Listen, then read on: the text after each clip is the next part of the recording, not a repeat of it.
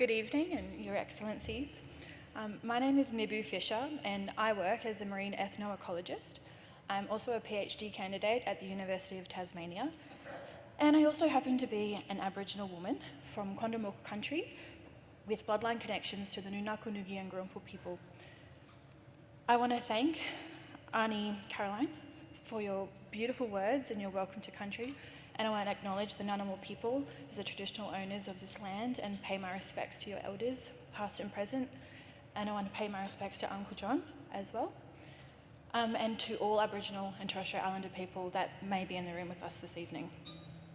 I also want to thank the Australian Academy of Technological Sciences and Engineering and Bronwyn Fox from CSIRO for the opportunity to address you all this evening.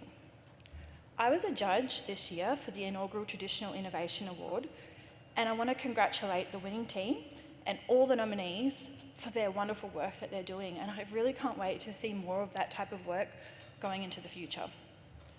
Today, it was a real privilege to listen to the new fellows during their showcase panels. I just want to congratulate you all, but the breadth of work that you're doing and the things that you're thinking about is really such an immense task, and I just want to thank you all for choosing to do that.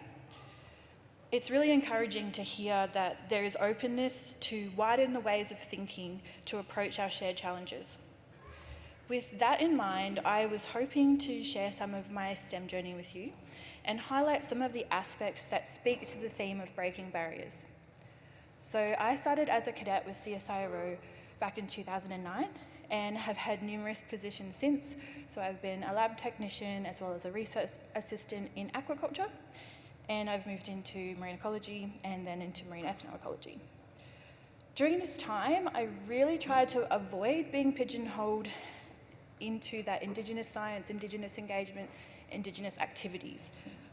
I just wanted to be a scientist who happened to be Indigenous, but because I've always been told to be proud of my ancestry, I succumbed and became one of the few go-to people at work for cultural issues.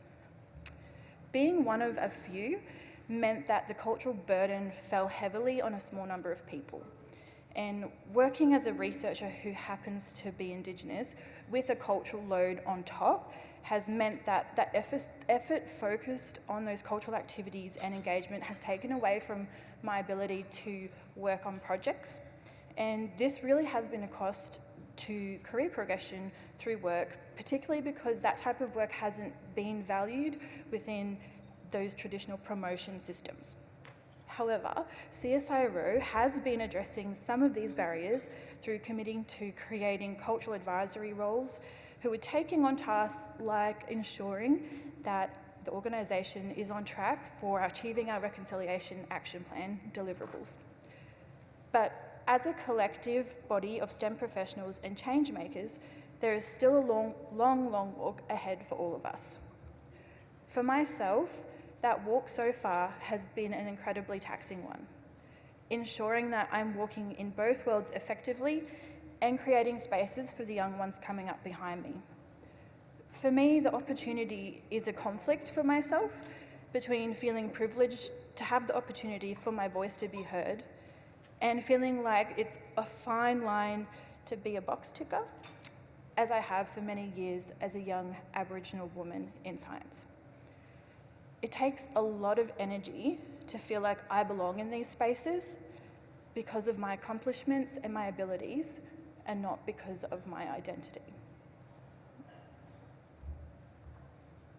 Academia, or bureaucratic processes in STEM, is often challenged about how to allow space for multiple worldviews, for alternate kinds of knowledge production, and this can often come down to the old notion that Western society is the pinnacle of human achievement.